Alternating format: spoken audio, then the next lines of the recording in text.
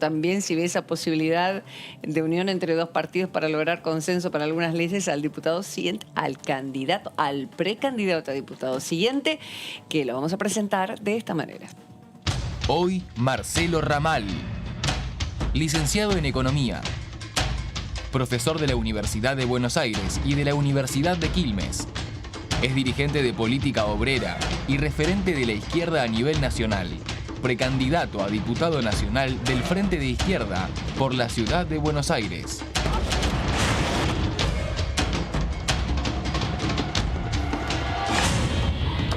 Faltó hincha del bicho, ¿no? Marcelo, ¿cómo va? Buenas tardes. Sí, buenas tardes. Aclaro que soy candidato por Política Obrera.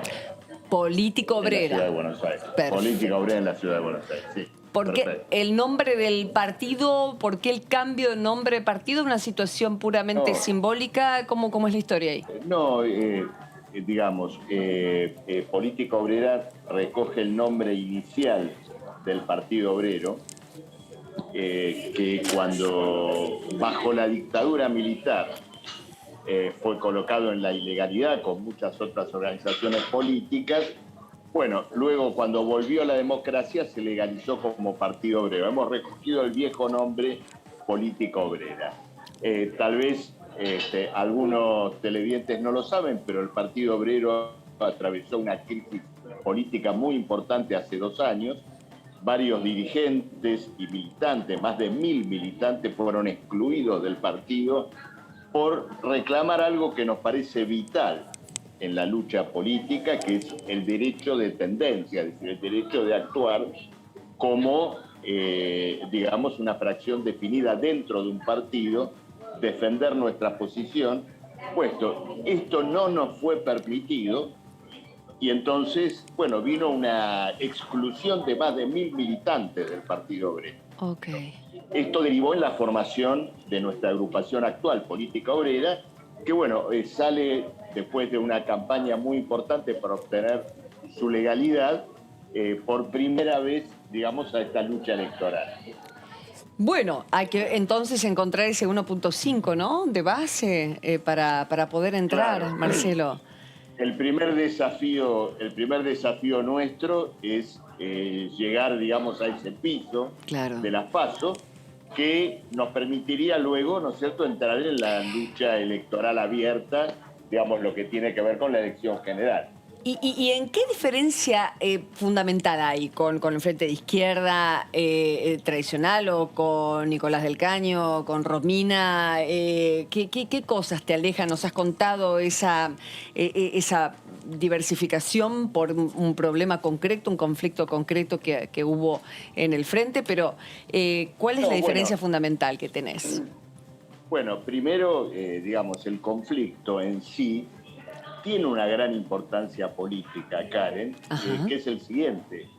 Tiene que ver con la democracia socialista, es decir, con la posibilidad de que diferentes vertientes políticas en un partido de izquierda o en un frente de organizaciones, cada cual pueda expresar su matiz o puede expresar su posición. La importancia estratégica de este problema, que parece solo de método, es la siguiente. Si mañana nos toca gobernar, vamos a impedir el funcionamiento de tendencias, de fracciones políticas que, defendiendo un proceso político como el que nosotros impulsamos, tienen sus matices. Sí. Si esto es así, no es una señal muy negativa.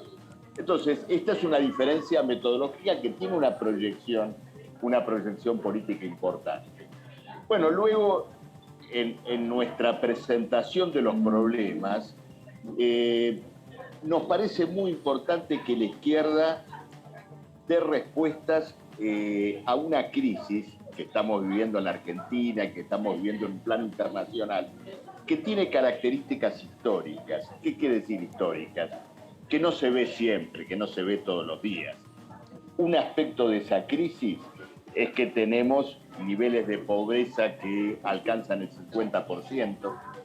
Digamos, un país que por lo tanto no puede mantener, no puede sustentar a la clase productora, que finalmente es la que trabaja. si el que trabaja no se sostiene con el sueldo, porque el sueldo, como ocurre con la mitad de los trabajadores, no llega a la línea de pobreza, y otra parte muy importante, directamente no puede trabajar, hay una crisis social, de régimen político, de características muy profundas. Luego todo esto se dio en un momento internacional sacudido por la pandemia, que también da una reflexión. Porque si estamos en un mundo, en una sociedad que no fue capaz de conciliar su actividad económica, su equilibrio económico, con el equilibrio natural, es decir, que rompió el equilibrio entre el hombre y la naturaleza, esa sociedad debe ser modificada de raíz. Es decir, que el problema de una perspectiva socialista, y cuando hablo de socialismo pienso en una organización social regulada libremente por los que trabajan. Bueno, este problema se ha colocado, ¿no es cierto?, vivamente a la luz del día. La izquierda, creo que no la vas a escuchar hablar de socialismo en esta campaña electoral. La izquierda está más preocupada por sí misma que por esta gran crisis histórica.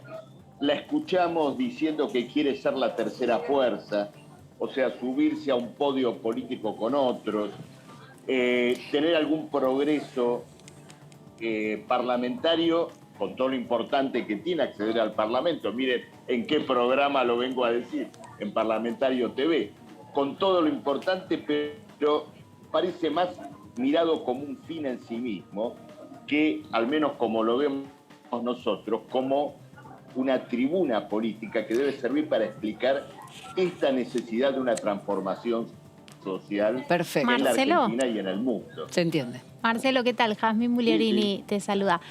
¿Cómo estás? Bien. Se estuvo hablando mucho en esta campaña puntualmente con un fenómeno que vos me dirás si te parece que cuenta como fenómeno o no, que es el tema de los libertarios captando cierto voto joven. ¿Ese voto o ese sector les preocupa, digo, a la izquierda? ¿Creen que es un sector que, bueno, que más que nada le quita por ahí votos a Juntos por el Cambio o al PRO?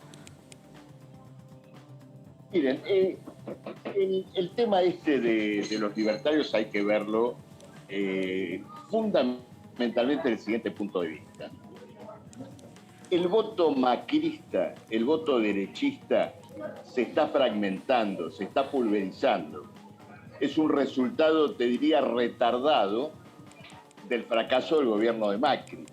Entonces, hay una derecha que se está partiendo en varios pedazos. Una parte muy importante de esto tiene que ver con esto que llamamos libertario. Ahora, libertarios ya hubo en la Argentina. No vengamos a vender, es decir, acá se está tratando de vender un buzón ya usado, ¿no es cierto? Lo pintaron, ¿se acuerdan que en una época los buzones eran de un color y después los pintaron de otro? Sí. Bueno, este es un buzón repintado. Eran rojos y lo pintaron de grises. ¿Te acordás, Karen? Sí, Y después lo pintaron de otro color. Bueno, tenemos edad. el color original de este buzón libertario lo tenía la UCD y el ingeniero Alzogaray. Claro. En los años 90, inclusive llegó a gobernar con Menem. Claro. Sus consecuencias ya las vimos. Entonces, digamos, este fenómeno libertario, por llamarlo de alguna manera, es un plato recalentado de algo, digamos, que políticamente ya fracasó. Enarbola banderas internacionales que se vinieron abajo estrepitosamente. Trump, Piñera, Bolsonaro. Todo esto fue barrido por el fracaso de esta política bajo la pandemia y, por lo tanto, digamos, refleja más en la Argentina esta fractura o esta suerte de disgregación del macrismo. En algún punto, Jazmín, de todas maneras te admito lo siguiente. Algo de este fenómeno libertario interpela a la izquierda. ¿Por qué no considerarlo? ¿Por qué no admitirlo? Y tiene que ver con lo que hablábamos antes. Esta izquierda, demasiado adocenada, demasiado preocupada por su inserción en el sistema político que vivimos, bueno, se enfrenta ahora con una derecha, entre comillas, antisistema, ¿no es cierto?, que busca... Lo que pasó siempre con la izquierda, que era el antisistema, ahora se da como este juego al revés. Claro, que parte, ¿no es cierto?, de, digamos, de esa bandera pretendidamente, este sistema termina siendo levantada, ¿no es cierto?, por esta gente. Pero miren, lo último que quiero agregar sobre este fenómeno libertario, ¿no es cierto?, atacan al Estado. Pero el ataque al Estado de esta gente siempre es selectivo. Eligen qué atacar. Por ejemplo, yo no los escucho atacar los grandes rescates estatales a la banca y al mundo financiero. En medio de la pandemia, Estados Unidos imprimió billones de dólares en billetes para rescatar a la banca. No los escucho criticar esto. Solo aparece una crítica cuando a la deuda, alguna migaja de esta gigantesca emisión se destina a alguna política social, ¿no es cierto? Sí. Pero el rescate estatal a los bancos no forma parte de la agenda libertaria. Ahí son ciegos, sordos y mudos frente a la cuestión del Estado, ¿no? Es una cosa que me parece interesante. Marcelo, ¿cómo le va? Fernando Fraquelli saluda. Fernando, un gusto saludar. Lo mismo. Marcelo, a ver, usted ya tuvo experiencia en ámbitos parlamentarios, fue diputado de la Ciudad de Buenos Aires, legislador en la Ciudad de Buenos Aires, va a llegar el 10 de diciembre al Congreso de la Nación, a la Cámara de Diputados, ¿y con qué proyecto bajo el brazo? Bueno, te agradezco la pregunta, Fernando, es muy importante. Voy a darte, digamos, tres cosas, digamos, positivas y otra que tiene que ver con la confrontación política con los otros bloques. El aspecto positivo, la agenda está colocada en tres cuestiones centrales. En primer lugar, la reconstrucción del salario, que debe ser objeto de un debate y de una lucha política, no solo parlamentaria, sino para el conjunto del movimiento obrero. Si la mitad de los trabajadores hoy gana menos de la línea de pobreza, es que se ha degradado definitivamente la bandera y la reivindicación de que el salario debe cubrir la canasta familiar, que hoy está en más de 120.000 pesos. Entonces, el problema de que el salario debe permitir la reconstrucción de las condiciones materiales, morales de una familia trabajadora es un punto absolutamente central. Porque es increíble que en un país donde se discute la tarifa del gas, los intereses, la remuneración de las LELIQs, con rigor científico, el salario es siempre un residuo. Primera cuestión. Segundo punto, el problema del ingreso mandatorio, compulsivo, de la masa de personas desocupadas al mundo del trabajo. Es decir, una discusión de cuál es la política, las medidas de obra pública, de ahorro social, que debe permitir la posibilidad de que una masa inmensa de trabajadores que hoy, ¿no es cierto?, están desocupados, puedan ingresar al mundo del trabajo. La tercera cuestión es la reconstrucción del sistema jubilatorio para que la jubilación vuelva a ser un salario diferido, es decir, tenga vínculo con el último salario que percibiste al trabajar y no una pensión asistencial. Este es un punto central. Indudablemente todo esto es antagónico con un acuerdo de endeudamiento vitalicio con el Fondo Monetario Internacional. A nadie escapa que el primer problema que va a discutir el futuro Congreso es el acuerdo con el Fondo Monetario, porque el propio Fondo Monetario ha pedido que ese acuerdo sea refrendado en el Congreso. Política Obrera va a rechazar este acuerdo, va a presentar los antecedentes de Grecia, de los países de América Latina, de todo el mundo endeudado que al firmar un acuerdo con el Fondo Monetario Internacional resignó conquistas sociales de décadas. Marcelo, Entonces, este va a ser un punto importante. y en ese caso, ¿cuál sería la postura del bloque? ¿Cuál sería? ¿No al acuerdo al fondo? ¿No al fondo? No, Ahí coinciden con el Frente Izquierda. Debe rechazarse el acuerdo con el Fondo Monetario Internacional.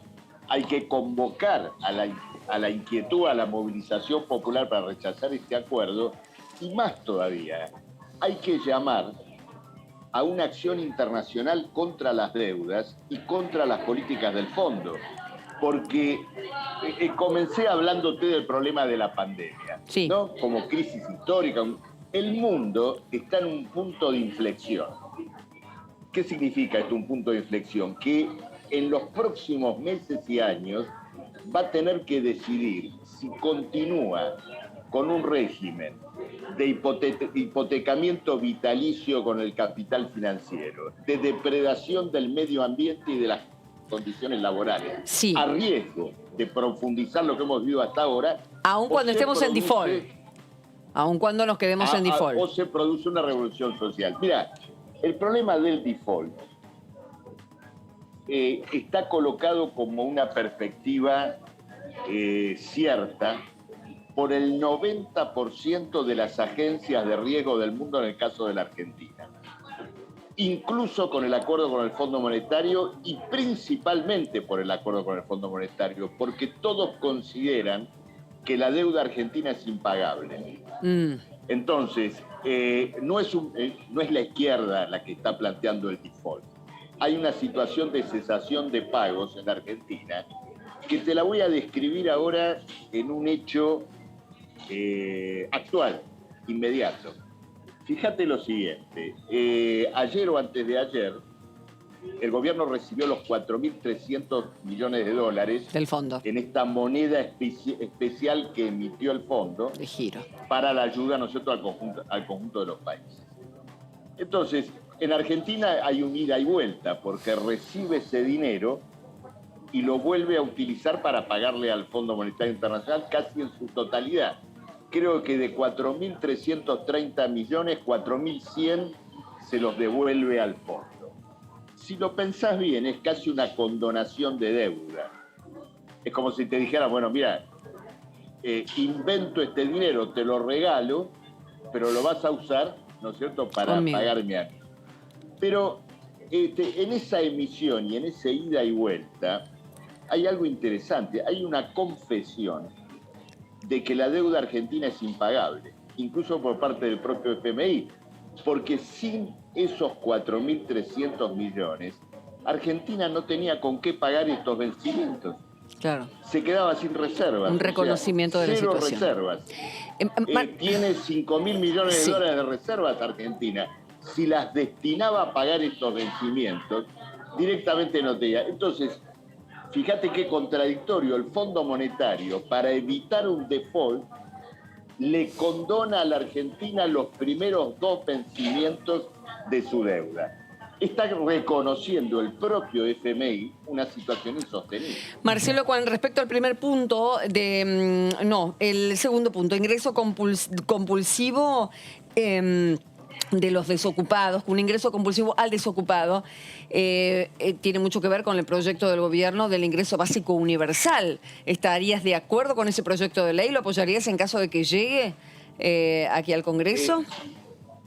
De Lozano, ¿no? El director de la Nación. El ingreso básico universal, primero debe discutirse en qué, es decir, por ahora está descartado. Guzmán lo ha descartado hace 2 días. Sí. Lo publicaron todos los diarios. Sí. Es incompatible con el acuerdo con el FMI. El ingreso básico universal no se condice con el acuerdo con los que proponen. Yo tengo observaciones al ingreso básico universal. Lo único que no quiero caer en la trampa de ponerme a discutir la letra chica del ingreso básico universal cuando los propios partidarios que lo están impulsando... El mismo ministro dijo que no.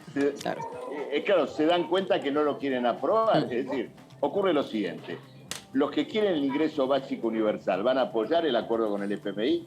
Si lo apoyan, no quieren ningún ingreso universal. Ok. Luego, un ingreso universal debe cubrir, ¿no es cierto?, las necesidades elementales. No puede tener el monto de un plan, porque perpetúa, cristaliza la miseria. Y en cualquier caso, todo el mundo se da cuenta que implicaría una salida transitoria o de emergencia hasta que se alcance el ingreso al trabajo.